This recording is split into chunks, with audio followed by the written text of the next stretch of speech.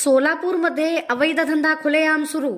Sambhaji ब्रिगेडने police प्रशासनावर गंभीर आरोप करत 8 दिवसात बंद करण्याची मागणी केली आहे.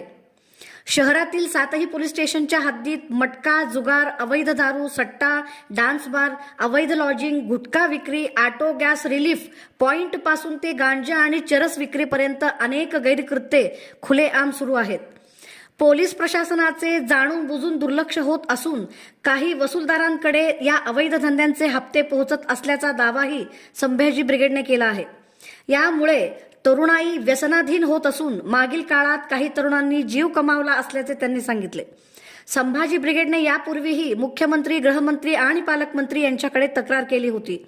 काही महिन्यांपूर्वी गृहराज्यमंत्री योगेश कदम यांनी अवैध धंदे बंद करण्याचे आदेश दिल्यानंतरही परिस्थिती बदललेली नसल्याने आज संभाजी ब्रिगेडचे शिष्टमंडळ पोलीस आयुक्त एम राजकुमार यांची भेट घेतली असून येणाऱ्या 8 दिवसात अवैध धंदे बंद नाही झाल्यास तीव्र आंदोलन करण्याचा इशारा दिला आहे. आज संभाजी ब्रिगेड सोलापूर तर्फे माननीय पोलीस आयुक्त साहेबांना डॉल्बी मुक्त सोलापूर जसं केलं आहे तसं अवैध धंदे मुक्त सोलापूर करण्यात यावे यासाठी संभाजी ब्रिगेड सोलापूरतर्फे आज निवेदन देण्यात आलेलं आहे की चौकात ठिकठिकाणी 7ही पोलीस स्टेशनच्या हद्दीत मोठ्या प्रमाणात सोलापुरात अवैध धंदे चालू आहेत.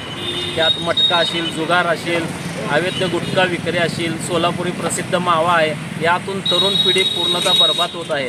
कामगार एरियात रासायनिक ताडी असतील, रासायनिक दारू असेल, देशी दारू असेल, जे आजूबाजूच्या तांड्यावरनं सोलापुरात येते. ह्यावरही साहेबांनी लक्ष दिलं पाहिजे.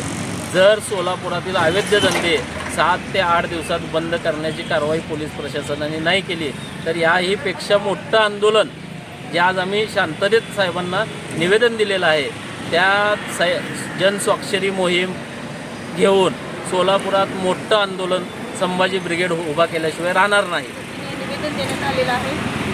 जसं सोलापूर स्वच्छ सोलापूर, सुंदर सोलापूर जशी म्हण आहे त्याच पद्धतीनं अवैध धंदे मुक्त सोलापूर असं सोलापूर घडावं यासाठी आम्ही निवेदन दिलेलं आहे. आपल्या सोलापूर शहरामध्ये मोठ्या प्रमाणावरती कामगार एरिया आहे.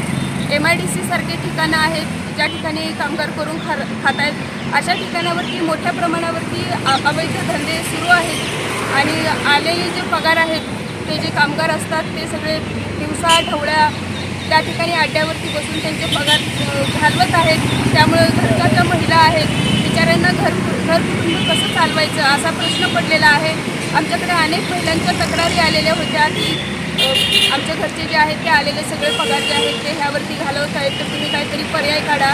त्यानंतर डान्स बार आहेत. सोरेगावच्या हद्दीमध्ये मोठ्या प्रमाणावरती डान्स बार चालतात.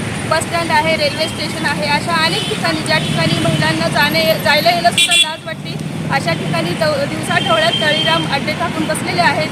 तर हे सगळं बंद करण्यात यावं म्हणून आज आम्ही आयुक्तांना निवेदन दिलेलं आहे.